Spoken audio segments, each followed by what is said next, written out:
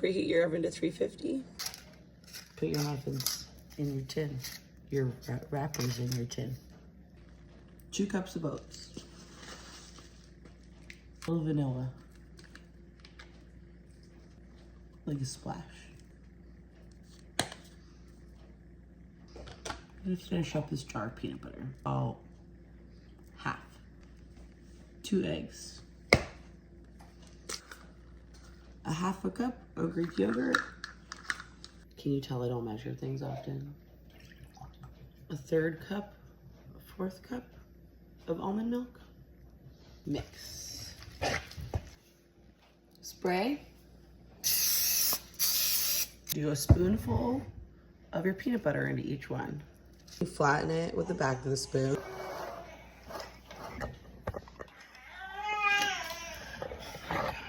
Peanut butter, your jelly, and then more peanut butter on top. Next layer of peanut butter. Here's our little PB&J sandwiches ready to go in. 350 for 30 minutes. What's so weird? You know what I do when I make my crazy My mom made that.